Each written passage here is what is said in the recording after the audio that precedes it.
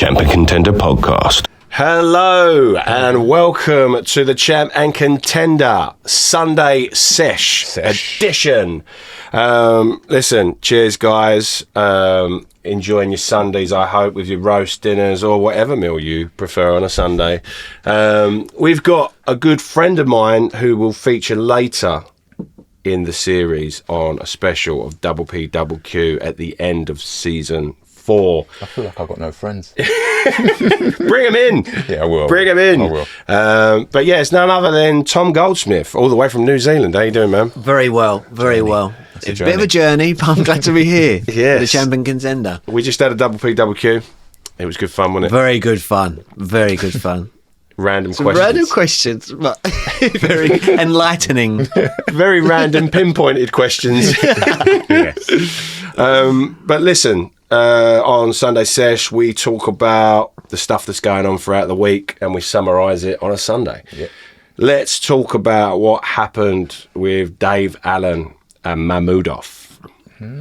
Big Arslanbek. Yes. He looked like a bit of a Goliath, didn't he? Yeah. Goodness me. I watched it all. It's funny, though. There was a point where I thought, Dave's doing this for a reason. Mm-hmm. He's going to wait and buy sort of the 6th, 7th, which is when he did sort of let loose. And they keep showing that as the highlight, don't they? Where he just clumps him and he puts his head back and all that. But then, yeah, unfortunate today, by his own admission, he says he's not good enough. Yeah. And it's a shame because I think Dave definitely deserves a British title, like a British belt. And I think what they've done is they've gone, well, let's see if he's got another shot at, you know, the big top and all that. I think he is good enough. I think he's good enough. I think he is good enough. I just think that this is my PT mind coming in here. I think his food intake is terrible. Ice cream sandwiches. Yeah, all of that, it plays its role. Eventually, it's going to take its toll on your body and you're not going to be able to do what you need to do in round 9, 10, 11, 12. So that's just me being... That's interesting, because I was just thinking, well, there's just levels in boxing. And if you're not in that upper echelon of world level heavyweights, there's no harm in that. You know, he's done brilliant with his career. He's packing out the Sheffield Arena. Yeah. Good pound note for him. Yes. But it's interesting you say that. So how much was he very open about his diet then? Are you saying about ice cream sandwiches? Apparently this is the fittest he's ever been for a fight. He wasn't, in my opinion. He didn't look fit. No. And he never looked fit, to be honest. He always carries that tie around his waist. Yeah. There's some athletes that can get away with that, like Tyson Fury. But for me, I think if he just went that extra bit, I wasn't there. I wasn't there to see his whole intake, but from what I've seen, it just doesn't look good. Yeah, Jamie Moore was obviously in his corner training him and stuff like that. I watched a lot of the training sessions that was going on before the fight. Interested in the fight off the back of Johnny Fisher. Yeah. It's funny because I said to myself, I wonder how Johnny would have done against this Makhmudov. Like, because Johnny would have let him loose a bit more. Oh. Yeah. Dave Allen's chin is ridiculous. Oh, God, You think yeah. Johnny Fisher might have been... he was on EastEnders, wasn't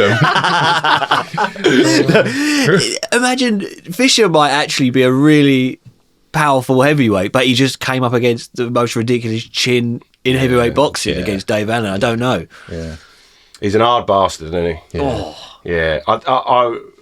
I still think Dave, as I said, is going to win a British title or he's going to have that moment.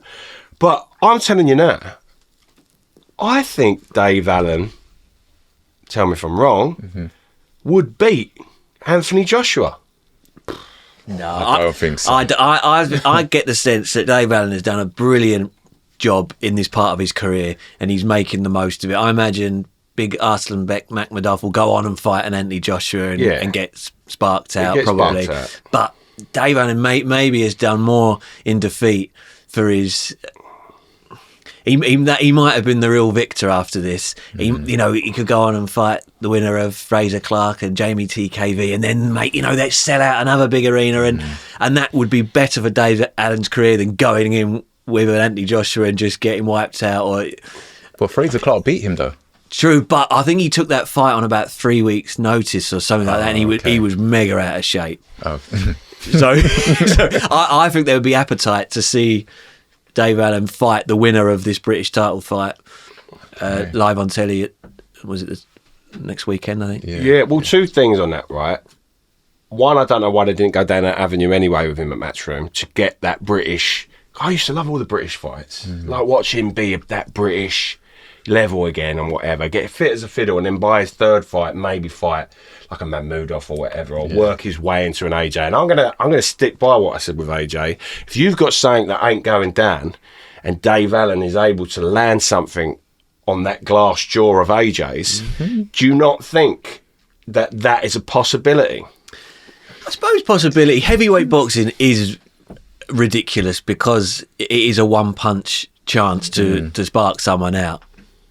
And so anything does go. Yeah. We've seen madder results in boxing over the decades than that. But I don't think there'll be a point where they'll get in the ring together because I don't know how well that sells, I suppose. Yeah. Yeah, it's a shame. Listen, Dave, well done, mate. I mean, he's come back and he's done all sorts, hasn't he? So I think he's one of them.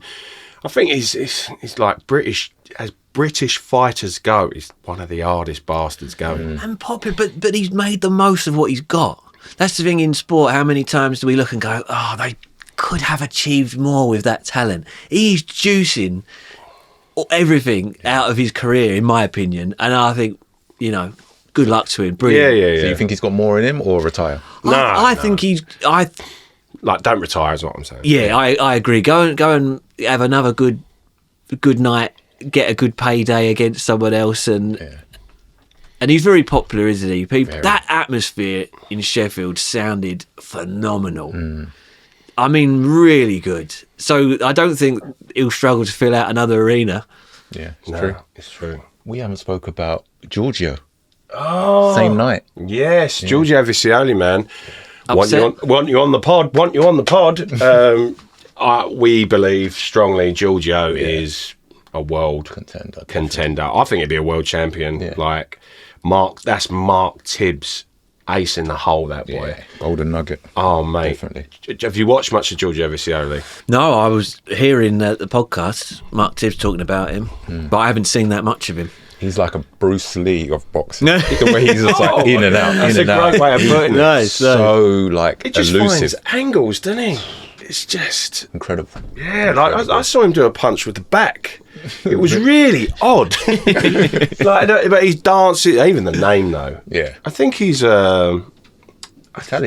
Yeah, obviously Italian, but I think he's where is he from? Surrey. I think he's from that way. Oh.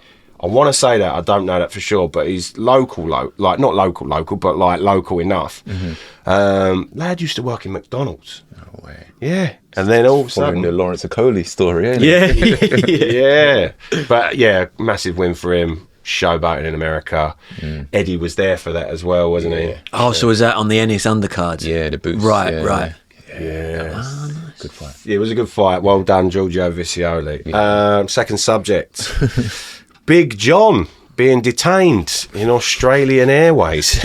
We've had Big John on the show. Hope it wasn't too bad for you, John. Horrible on your birthday, mate. Sorry to hear about that. But what's gone down there then? It's gone down under. So he's landed in the country, is that right? He's got to Australia and they've said, sorry, we don't think this visa is sufficient, or... I have no idea. Well, because they know what he does, which is like, I guess, like the guy. I don't know. He's a entertainer. He's a rep. He's a rep. He's like a holiday rep, but for a night in throwing prawn crackers into the crowd. Prawn cock. Hope not. But yeah, I mean, he's the fun guy that you pay to see, I guess, at a night out and stuff like that. And I wonder if they've gone, this isn't really, you're getting paid all this for this. I don't know. I don't want to go into all that. It's not my business. Yeah. But apparently he was detained for about 5 hours with just a glass of water. Yeah, that's insane. Yeah. And then I think he was waiting to come home and all that. But Yeah, I don't know the Well, I don't know the rules behind detaining someone for not a good reason. Some of those are wild, those Border Patrol Australia programs where someone's I tried do to watch bring them. in. You've tried to bring in 8 kilograms of raw beef here. Why did you think that was a good idea? Maybe he had prawn crackers in his bag. Maybe. Ready to throw out to the crowd and all that. Fuck knows. These are from the Blue Orchard. I don't know. He was probably, what was he? They stuck him just straight back on the flight. He come back to Heathrow or whatever. Yeah. Wow. Private plane, or was he just in the cattle class? He's probably still just watching Wicked Part 1 on the plane. 17-hour flight. Oh, imagine going there and getting held up and having to go back. That's like the worst route ever. Hey, you can't knock John though. Like how big he's got. Like that's like in terms of fame, that is ridiculous. How far he's going, and like from the Brits to Piers Morgan. Really? He's on Piers Morgan, mate. No way. He's on Piers Morgan. Wow. And he was on, I think it was all about like the flags that are going up and stuff like this. And he was talking openly on it, and he said some really good stuff actually. I mean, I'm sort of sick and tired of seeing all the flags go up at the moment. Like it's a saw an American one the other day. Oh really? Yeah. Thought that was class. But it's almost like it's sad for like there's an English flag behind you, Tom. Right? So it's sad for me. Raise the colours. Yeah. But it's sad that I can't wave that flag anymore without being seen as a racist at the end of the day. It's mad. And like to me, that flag should be waved for all the right reasons that this country was built upon. You know what I mean? Like if you're a good person, you know what I mean? If you want to, add to the system and stuff like that. I'm going to get a Barbados one and put behind it. Put it behind. Good idea. So people don't think anything. But look, I've got Irish flags. I've got, the Union Jack up. It's not very. But look, if you go in the corner, I've got lots of currency from where I've been all over the world. Do you think there were many flags welcoming Big John back? Do you think it was like when people land after they win a Champions League? And then people at the airport. Welcome back, John. I doubt it. That would be great. Get him on an open top bus. Get him around the streets of Romford. Welcome him back properly. So we're all behind you, John. Oh, mate, he'd sell it out, though. Yeah, definitely. Definitely. He'd sell out Romford High Street. He'd sell out Romford Market within a heartbeat. Right. This is the last little topic before we go. Let's see how long we've got left. We've probably well touched over 10 minutes. Yes, we have. Never mind. 15. Yeah, so we'll do 15 minutes. AI music. Wicked. Love it. You love it? Yeah. Really? Yeah. What's the big bonuses of AI music? I like the sounds, the difference from... we're talking about the 50 Cent ones. Yeah, I love those.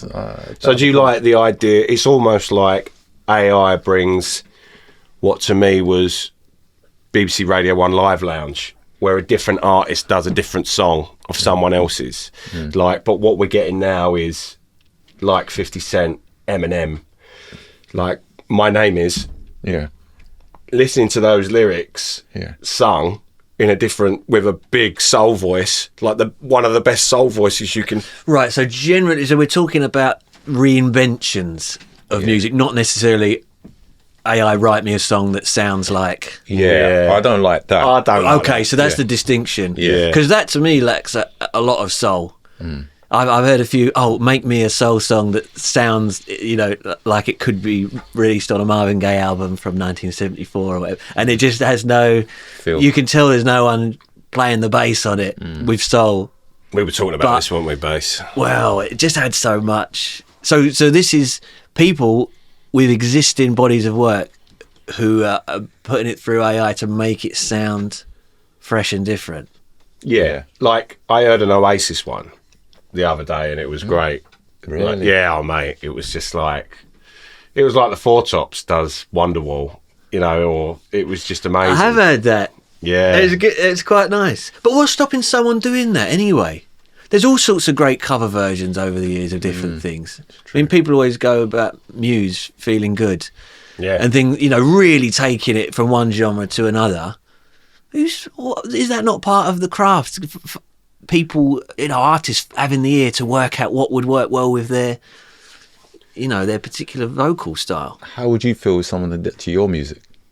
AI'd it, or just... No, someone put it into AI and did that with your... I'd be well interested to see what come out of it, because I'm one of them. What this is to me is it's just like, it's clickbait stuff to me, because you click on it, you want to hear it, but that's not a part of my collection of music now. It's like 15 minutes of fame sort of stuff. All right, what if they started making like substantial amount of money, more than you, off of that same track? Well, they'd have to pay me anyway. That's the rules. Okay. Because I've written the song. Okay. Like, so, for example, that's why Noel would always just be rubbing his hands together, Noel Gallagher, because Liam would still be singing his songs and he'd still be getting paid for it. Okay. So there was like this sort of hatred there about it. But because Liam's the voice and they're his songs, but they're not, because it's been written by Noel. Okay. It's like that. But it's just, I just see it at this moment in time, with that stuff, it's a bit of fun. But I was listening to Radio X the other day, and they played this band. I think they're called Sunset Horizon or something like that they're called. And they played it, and within minutes, the calls were coming in, the texts were coming in saying, who is this band? When are they playing? And then what they did afterwards, they announced, you've just asked to come and see an AI band. And the messages afterwards went, this is a disgrace. This is... that's a good social experiment. Yeah, yeah. Because to me, like, you know, like if you watch a CGI film, if you watch Jurassic Park back in the day, you know it ain't real. Yeah, I still don't think they've got CGI 100% down. Yeah, Thanos looks great, but I still know that there's not this big purple bloke, you know what I mean, doing, you know, taking over the universe. But with the voice, I would say it's 99% very accurate. It's quite hard to distinguish a computer with what that AI's actually got it right in a way. But there's moments where I go, this is far too high for someone to sing. You know what I mean? This man can't reach this note.